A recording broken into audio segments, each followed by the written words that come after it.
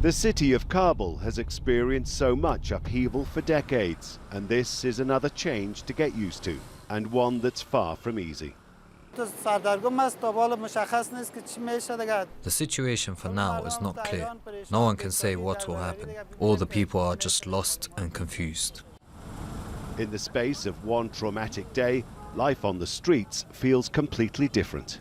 This is one of the most obvious signs of the transformation that's taken place here literally overnight. The whole of the centre of Kabul is protected by these fortified checkpoints, concrete blocks, barriers, normally guards carrying automatic weapons and armoured Humvees with heavy machine guns. On this morning, nothing. People have been getting used to the novelty of a new force in charge, the subject of intense curiosity as Taliban take up checkpoint duties on the roads.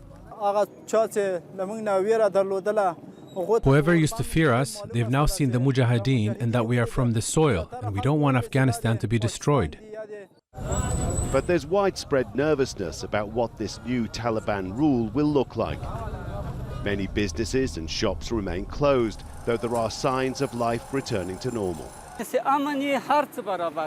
there's peace, then everyone will benefit, the businesses, the workers. There are deep-rooted fears about the erosion of basic rights, in particular for women and girls, despite assurances from the Taliban, and about a return to cruel punishments for certain crimes. But many still remember life under the previous Taliban government being at least crime-free for the most part. Everybody will be safe. Nobody's kid will be kidnapped again for ransom. With the sudden collapse of the Afghan government, the people of Kabul and their new leaders have been thrown together faster than any had expected. Now, together, they're feeling their way forward into their new reality. So, Rob, when you're out there on the streets of Kabul, it must feel almost quite surreal. It is rather strange, especially this was the first day, if you like, of this new reality, the first full day of Taliban control. And you saw it on the faces of people coming out, Kabul residents, Monday morning, seeing these Taliban.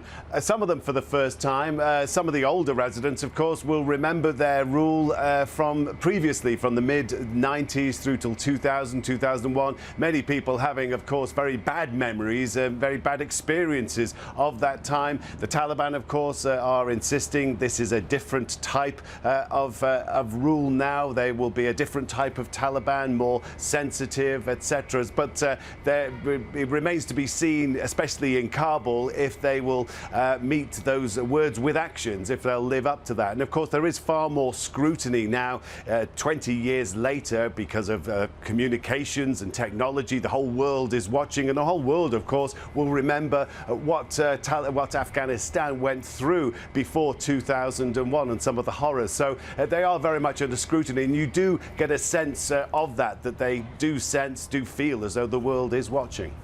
And as to those scenes from the airport, Rob, is anyone actually in charge of the airport? Because it's a couple of hours since people were trying to get onto or literally hang on to those aircraft. There is a certain amount of order, if you like, but there are two lines that are separated by this chaos in the middle. Let me explain. If you have outside the terminal now, you have a Taliban cordon, armed Taliban keeping people away from the terminal. There's still a big pressure. A lot of people would still like to get in there. In fact, we do hear occasionally the odd burst of gunfire. We know that Taliban soldiers and also US soldiers, it seems, have been using weapons mainly to scare away people to force them back at gunpoint. You also have the US defensive line inside the terminal, inside the Rob, airport, I'm going to pause you there, for which I apologise. We're going live to the United Nations in New York because this special meeting on Afghanistan has just kicked off. It was scheduled to take place in about 10 minutes from now. Delegates, members and ambassadors are in the chamber slightly early. Let's listen in to what's being said. A generation of young Afghan women and girls, boys and men. At this grave hour, I urge all parties, especially the Taliban, to exercise utmost restraint to protect lives and to ensure that humanitarian needs can be met. conflict has forced hundreds of thousands from their homes. The capital city has seen a huge influx of internally displaced persons from provinces around the country where they felt insecure or fled during fighting. I remind all parties of their obligation to protect civilians. And I call on all parties to provide humanitarians with unimpeded access to deliver timely and life-saving services and aid. And I also urge all countries to be willing to receive Afghan refugees and refrain from any deportations. Mr. President, now is the time to stand as one.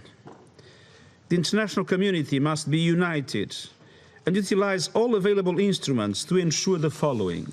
First, we must speak with one voice to uphold human rights in Afghanistan. I call upon the Taliban and all parties to respect and protect international humanitarian law and the rights and freedoms of all persons. We are receiving chilling reports of severe restrictions on human rights throughout the country. And I am particularly concerned by accounts of mounting human rights violations against the women and girls of Afghanistan who fear a return to the darkest days. It is essential that the hard-won rights of Afghan women and girls are protected. They are looking to the international community for support, the same international community that assured them that opportunities would be expanded, education would be guaranteed, freedoms would be spread, and rights would be secured. Second, the international community must unite to make sure that Afghanistan is never again used as a platform or safe haven for terrorist organizations. I appeal to the Security Council and the international community as a whole to stand together, to work together and act together, and use all tools at its disposal to suppress the global terrorist threat in Afghanistan and to guarantee that basic human rights will be respected. Regardless of who holds power, these two fundamental principles, in which our world has such a deep and abiding interest, must be upheld. Mr. President, the United Nations is committed to supporting Afghans. We continue to have staff and offices in areas that have come under Taliban control. I am relieved to report that, in large measure, our personnel and premises have been respected. We urge the Taliban to continue to do so and to honor the integrity and inviolability of diplomatic envoys and premises. The humanitarian crisis in Afghanistan affects 18 million people, fully half of the country's population. It is vital that basic services continue to be provided. In a statement issued yesterday, the Taliban said that they would work with the existing institutions. It is crucial that civil servant salaries continue to be paid, infrastructure is maintained, airports are reopened, and health and education services continue. The United Nations presence will adapt to the security situation. But above all, we will stay and deliver in support of the Afghan people in their hour of need. Looking ahead, I call for an immediate end to violence, for the rights of all Afghans to be respected, and for Afghanistan to comply with all international agreements to which it is a party. Mr. President, Afghans are a proud people with a rich cultural heritage. They have known generations of war and hardship. They deserve our full support. The following days will be pivotal. The world is watching. We cannot and must not abandon the people of Afghanistan. And I thank you. I thank the Secretary General for his briefing. I now give the floor to the representative of Afghanistan. You have the floor, please.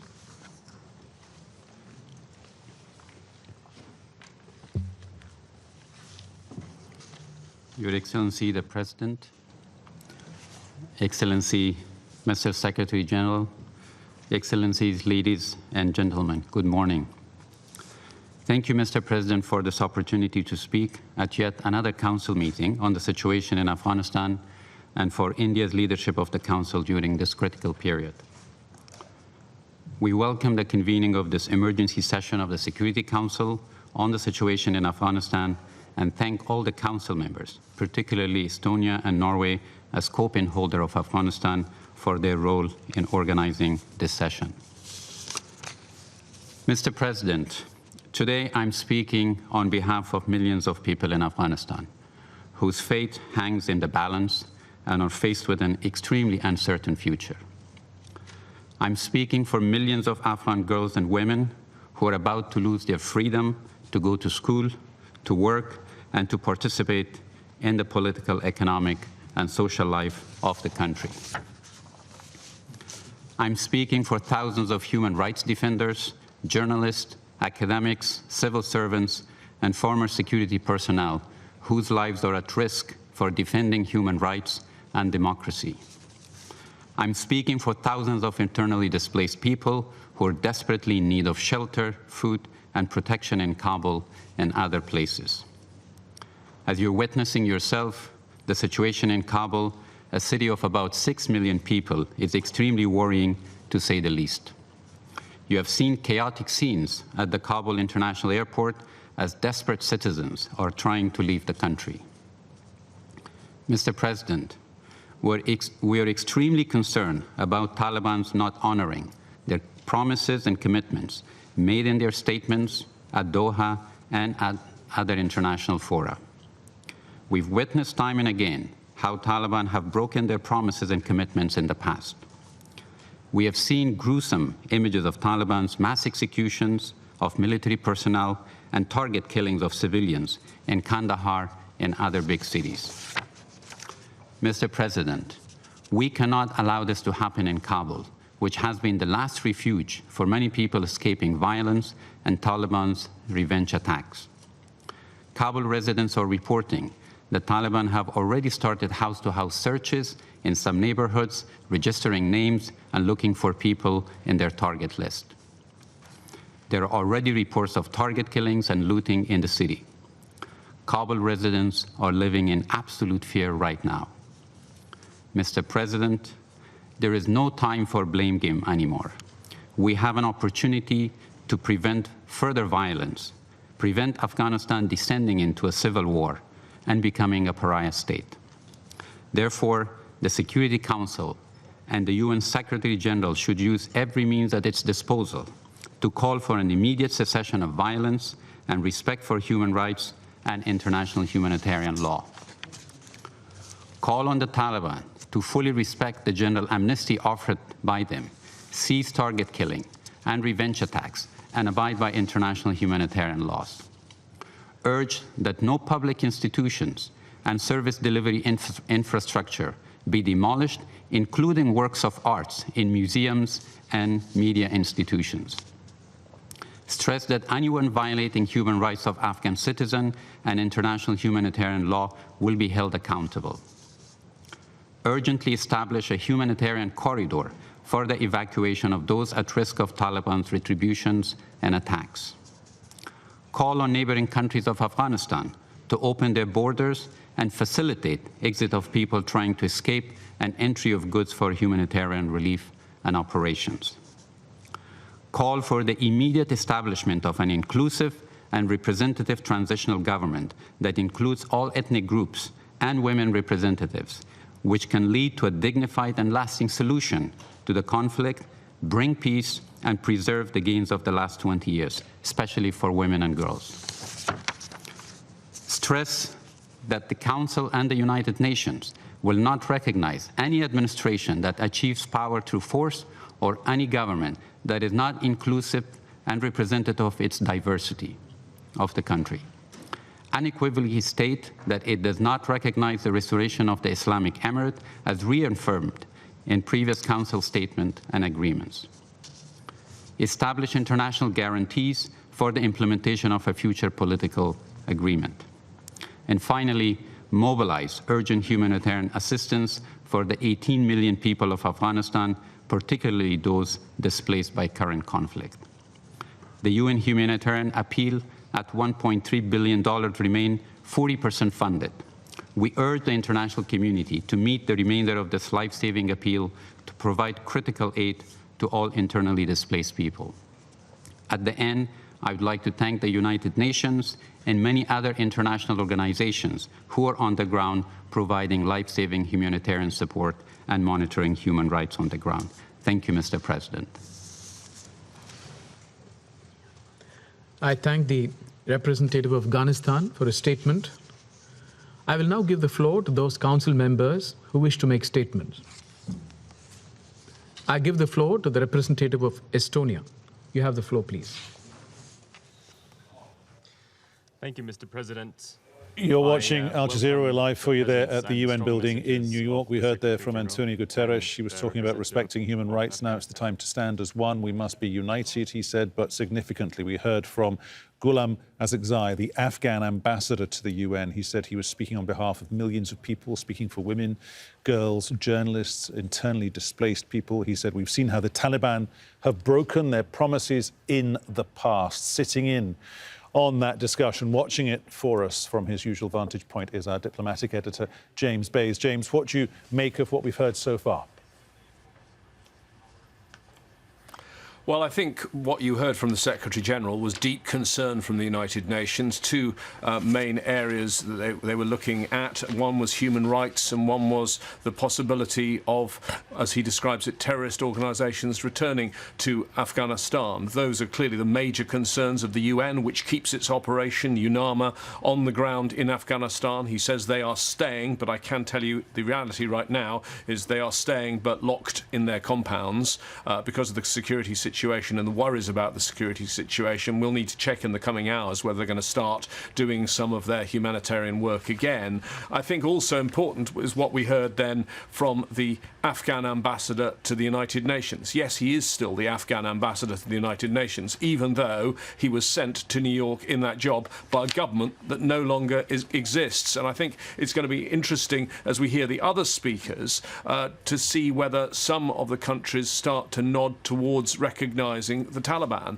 and certainly we're hearing that coming out of Moscow and Beijing. Not a formal recognition yet, but the idea that they'll be prepared to work with the Taliban. So listen very carefully in the next hour or so when we have the speeches from the Russian and the Chinese ambassador. I think it'll also be interesting to hear from some of the US's close allies in Afghanistan. Behind the scenes, I can tell you, they are not saying good things about what's happened. They don't feel they were properly consulted before President Biden made his announcement that he was withdrawing the troops, and they don't think that this has been handled in a good way by the US, the way that they've handled the withdrawal. Will we hear that publicly? Certainly. I heard the Irish ambassador on the way in use the word catastrophe, so it'd be interesting to see how some of those allies respond. 15 members of the Security Council, 6 of them at some point had troops, the US and 5 others, troops in Afghanistan over the last 20 years. But James, when the Afghan ambassador Ghulam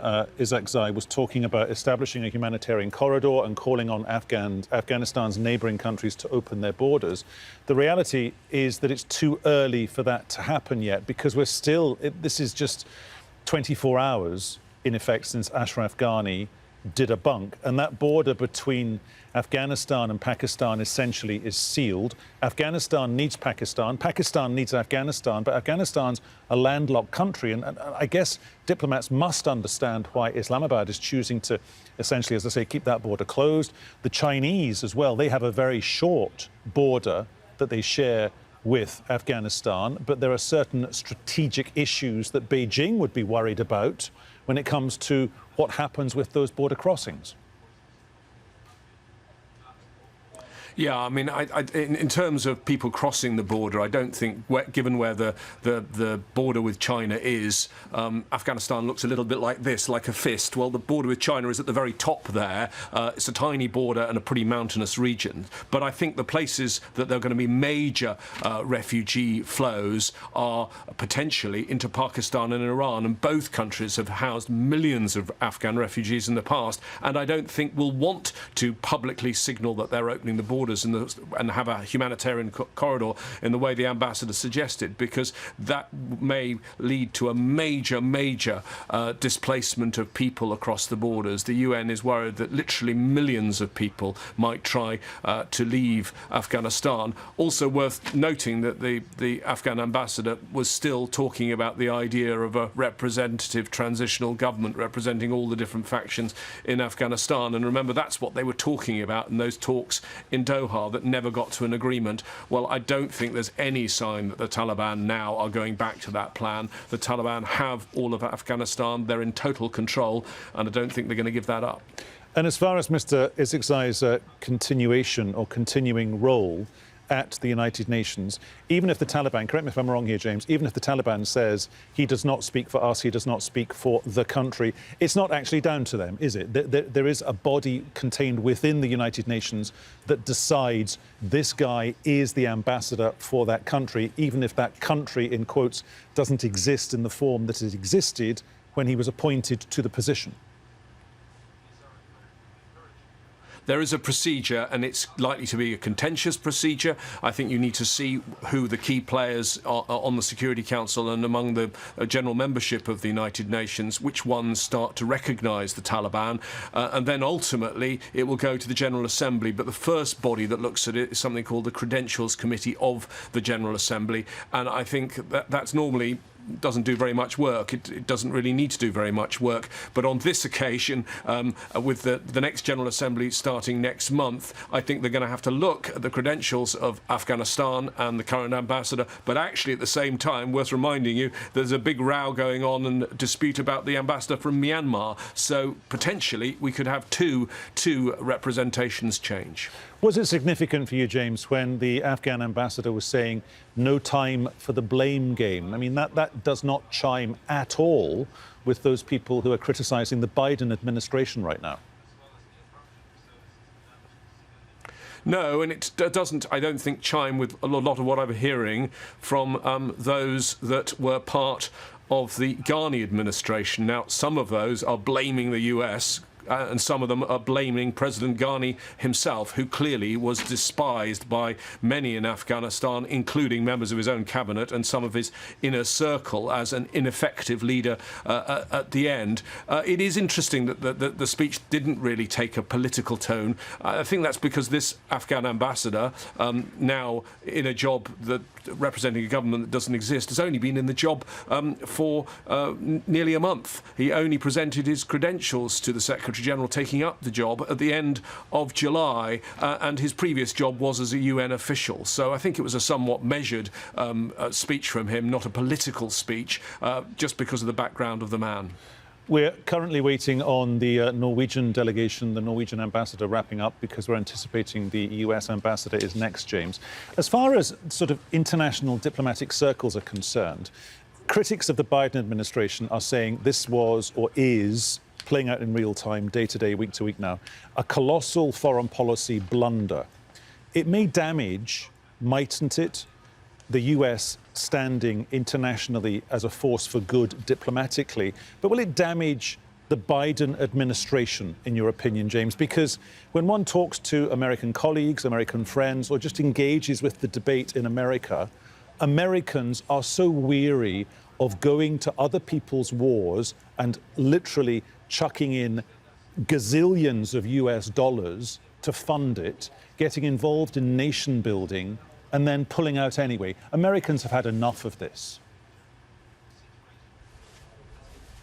Well, certainly it will damage, I think, the US's credibility and power and prestige in the world concerning its allies and its adversaries. But I think you might be right on the point about Americans not caring about Afghanistan and not wanting to be in Afghanistan. But then again, remember the power of pictures.